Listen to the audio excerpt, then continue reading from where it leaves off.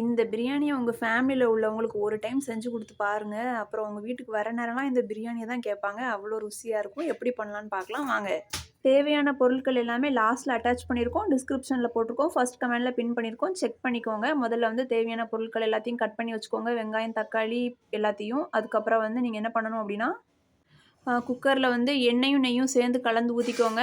அதுல வந்து நம்ம வந்து தாளிப்புக்கு தேவையான பெரிய சீரகம், பட்டை, கிராம்பு, ஏலக்காய், பிரியாணி இலை, அப்புறம் வந்து இது வந்து ரம்ப இலை இவ்வளத்தையும் போட்டு நம்ம லைட்டா ஃப்ரை பண்ண உடனே, ஸ்லைஸா கட் பண்ணி வச்சிருக்கிற ஆனியன் இருக்குல்ல, அத வந்து என்ன பண்ணணும்னா வந்து அத போட்டு நல்லா ஃப்ரை பண்ணணும்.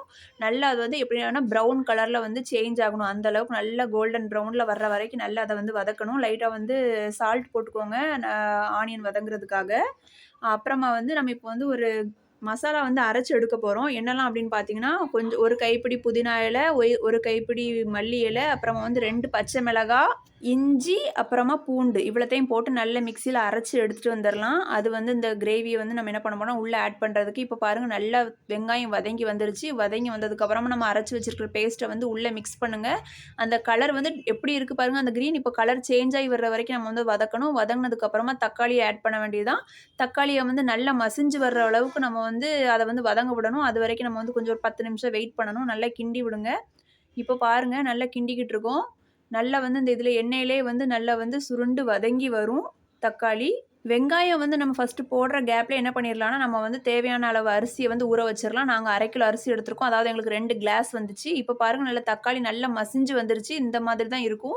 இப்போ காரத்துக்கு தேவையான வத்தல் தூளும், வாசனைக்கு தேவையான பிரியாணி மசாலாவையும் நம்ம ஆட் பண்றோம். ஆட் பண்ணி நல்லா கிண்டியாச்சு. இப்போ எண்ணெய் பிரிஞ்சு வருது பாருங்க. இந்த டைம்ல சிக்கன் ஆட் பண்ணணும். நம்ம வந்து சிக்கன ஆல்ரெடி நல்லா வாஷ் பண்ணி மஞ்சள் தூள் போட்டு நல்லா மேரினேட் பண்ணி வச்சிருக்கோம். இப்போ அந்த சிக்கன உள்ள போட்டு நல்லா இந்த மசாலா வந்து எல்லா சைட்லயும் படுற மாதிரி நல்லா மிக்ஸ் பண்ணுங்க.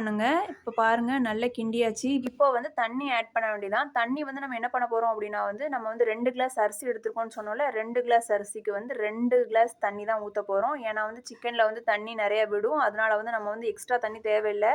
1 கிளாஸ் அரிசிக்கு 1 கிளாஸ் தண்ணி நம்ம கணக்கு பண்ணி தான் ஊத்துறோம். அதனால நீங்க எந்த கிளாஸ்ல அரிசி எடுக்கீங்களோ அந்த கிளாஸ்லயே தண்ணி எடுத்துக்கோங்க. இப்போ பாருங்க நல்லா எண்ணெய் பிரிஞ்சு வந்துருச்சு. பிரிஞ்சு வந்ததுக்கு அப்புறமா தண்ணி ஆட் பண்ண போறோம். நல்லா 2 கிளாஸ் தண்ணி ஆட் பண்ணியாச்சு. ஆட் பண்ணி இப்போ வந்து கொதி வர்ற வரைக்கும் நம்ம வந்து வெயிட் பண்ண வேண்டியது தான் பாக்கி. கொதிச்சதுக்கு அப்புறம் தான் நம்ம என்ன பண்ண போறோம் அப்படின்னா, அரிசிய வந்து நம்ம உள்ள போட போறோம். தண்ணி வந்து அதிகமா நீங்க சேர்த்துட்டீங்க அப்படின்னா என்ன ஆகும்னா, அரிசி வந்து குழஞ்சிரும் ரொம்ப. அப்புறமா வந்து உங்களுக்கு வந்து உதிரி உதிரியா கிடைக்காது. நமக்கு வந்து பிரியாணி மொத்தமா சேர்ந்துரும். அது வந்து நல்லா இருக்காது. அதனால தண்ணிய வந்து எப்பவுமே கரெக்டான அளவுல ஊத்துங்க. 1 கிளாஸ் அரிசிக்கு 1 கிளாஸ் தண்ணி தான் வந்து இப்போ வந்து நம்ம வந்து கணக்கு பண்ணியிருக்கோம். இப்போ வந்து தண்ணி வந்து நல்லா கொதிச்சு வர்றதுக்காக வெயிட் பண்ணலாம். தேவையான சால்ட் ஆட் பண்ணிக்கோங்க. சால்ட் தான் வந்து ரொம்ப முக்கியம். நம்ம வந்து கூடவும் கூடாது, கம்மியாவும் கூடாது. அந்த அளவுக்கு நீங்க வந்து பெர்ஃபெக்ட்டா சால்ட்ட ஆட் பண்ணிக்கோங்க.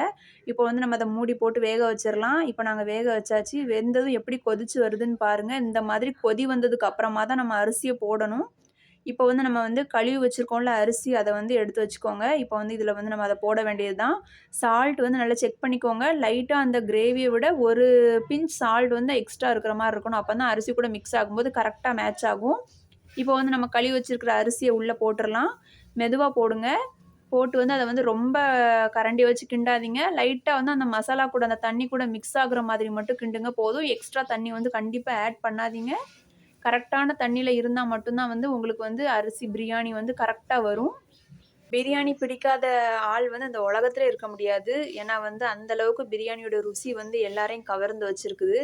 இந்த பிரியாணி மட்டும் இல்லாம ஒவ்வொரு ஊர்லயும் டிஃபரெண்ட்டா எந்த மாரிலாம் பிரியாணி செய்றாங்கன்னு சொல்லி பார்த்து மக்கள் வந்து தேடி தேடி அத வந்து செஞ்சு சாப்பிட்டுட்டு இருக்காங்க.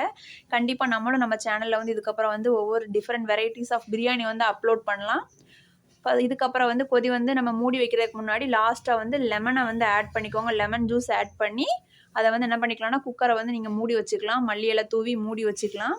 நாங்க வந்து ஒரே விசில் தான் வச்சிருக்கோம். சிலர் வந்து குக்கர பொறுத்து வந்து விசில் மாறுபடும். எங்களுக்கு வந்து ஒரு விசில்ல வந்து ரெடி ஆயிரும். உங்க வீட்ல உள்ள குக்கர் வந்து எத்தன விசில்ல ரெடி ஆகும்னு சொல்லி நீங்க கமெண்ட் பண்ணுங்க.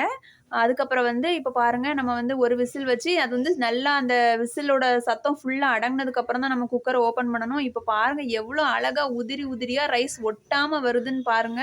இத பார்த்ததுமே வந்து சாப்பிட ஆசை வரும். அந்த அளவுக்கு இருக்கு பிரியாணி. பீஸ்லாம் அவ்ளோ சாஃப்ட்டா இருந்துச்சு. இதுக்கு வந்து ஒரு ரைத்தாவும், ஒரு 65ம் வச்சு சாப்பிட்டீங்க அட்டகாசமா இருக்கும். கண்டிப்பா வீட்ல எல்லாரும் ட்ரை பண்ணுங்க. ட்ரை பண்ணிட்டு எப்படி இருந்துச்சுன்னு கண்டிப்பா கமெண்ட் பண்ணுங்க. இதுக்கப்புறம் என்ன பிரியாணி செய்யலான்னு கமெண்ட் பண்ணி சொல்லுங்க. Thank you.